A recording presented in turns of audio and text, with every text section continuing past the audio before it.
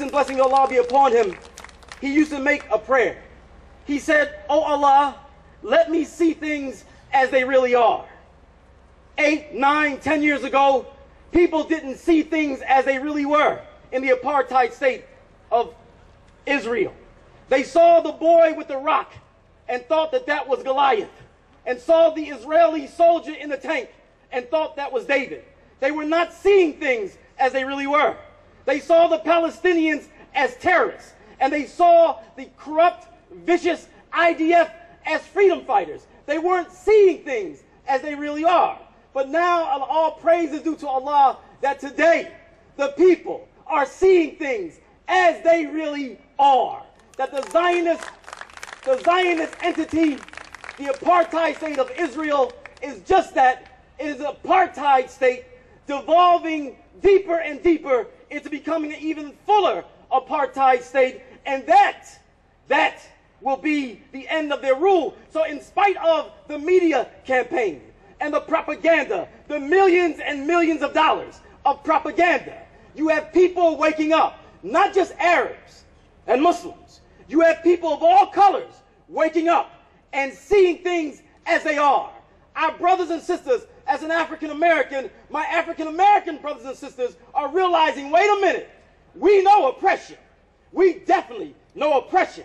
And when we look at what's happening in Palestine, many African Americans are realizing that no, we have to side with the Palestinians. They are the oppressed people, and the Israelis are the oppressor. You have other white folks, progressive white folks, people of conscience, other people of color who are realizing, no, we have to side with the Palestinians. People are seeing things as they really are. And on this beautiful campus of UCI, you see Intifada. You're presenting a problem to those who want to perpetuate the myths and the propaganda. You're presenting a problem because you're saying that the emperor has no clothes. And so when the foreign minister or whoever that guy was, ambassador, who came here and spoke and trying to be all erudite and educational and so on and so forth, trying to give Zionism a pretty face and so on and so forth, you stood up and you said the emperor has no clothes on. How dare you come to this campus, especially UC Intifada, how dare you come to this campus and try to present Zionism as something that is righteous, something that is moral, something that is holy, or something that is upright. How dare you? You have forfeited your right to free speech because you believe in ethnic cleansing. You believe in putting people in concentration camps that we call Gaza. You believe in degrading people and stealing their land, and you have the audacity to come here as if you're doing something honorable. And you gave so much inspiration to struggling people all around the world when you stood up and you told him, get yourself out of here. We don't want you here. But in spite of all of that propaganda, Zionism and Palestinians, the Palestinians are criminals, they're terrorists, and so on and so forth, the people are seeing the light. They're seeing things as they really are. Look at the polls, poll after poll. After Gaza, see, oppressors will always be arrogant. And in their arrogance, they'll think they can do anything. That's why arrogance always precedes the fall. We want the oppressors, no matter who they are, to be as arrogant as possible. Because the more arrogant you become, the weaker you become.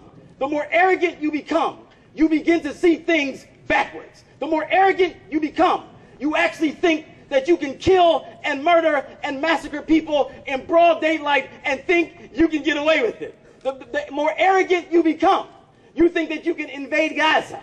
When the majority of the entire world wasn't thinking about Gaza, you thought that you can invade Gaza, break the people's spirit, destroy their will to resist, right? And no one would watch you, and no one would respond. That's that arrogance of the oppressor.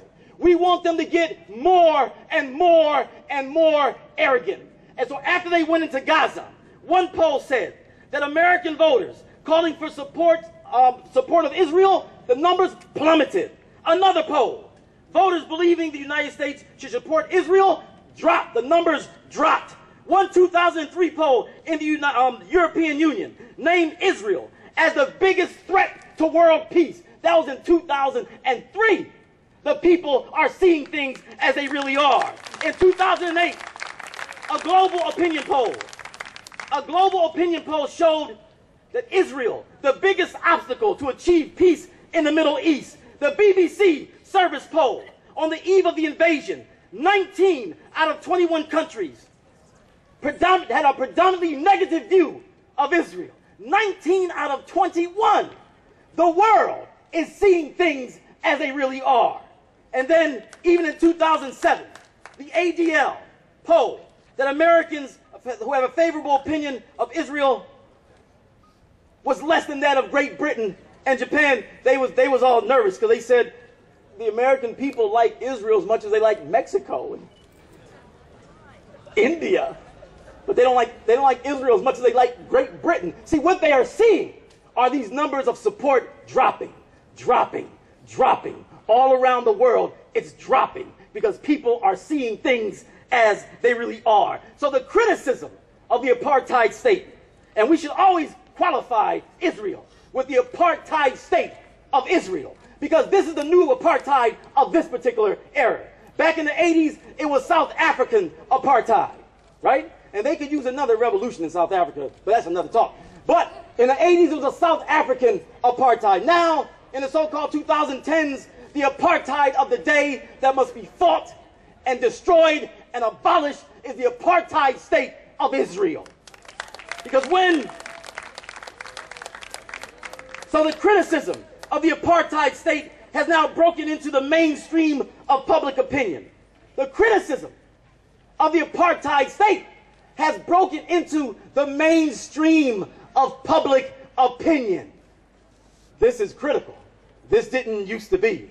Churches, the Presbyterian Church, USA, the World Council of Churches, the United Church of Christ, the United Methodist Church, all supported initiatives dealing with BDS, boycott, divestment, and sanctions. Because anyone who supports that racist entity, that corrupt entity, they have lost their own humanity. They have lost their own integrity. So they might be able to get a couple of Uncle Toms, they might be able to grab a couple of Uncle Tom black folks to talk about support of that Zionist entity, but they can only get the Uncle Toms. They can't get the people of integrity. They can't do it because the people of integrity will tell it just like it is because they're seeing things as they really are. And there's another development that's very, very significant. Y'all saw Avatar? I think all y'all saw Avatar. At least one time. You know the most powerful principle in Avatar was, in my opinion, and everyone has a right to my opinion, the most powerful principle, that's a joke. The most powerful principle in Avatar was you had the lead character who was a part of a racist entity, a racist army, who was going in to destroy another people's land, going in to destroy their culture. And what did he do? He saw what was happening to the people. He saw what he was doing, what he was helping to do to the people. And what did he say? I'm not with this. Matter of fact, I'm going to join the people who were fighting. This is an excellent, excellent example. There's a word in Arabic called asabiya. Asabiya means that you will support your own people in wrongdoing, only because they're your people. You'll support your family members in injustice, only because they're your family members. You don't use the criteria of right and wrong. You don't use the criteria of good and bad. You don't use the criteria of just or unjust. You use the criteria of race, creed, use the criteria of tribe, of family. That's asabiya.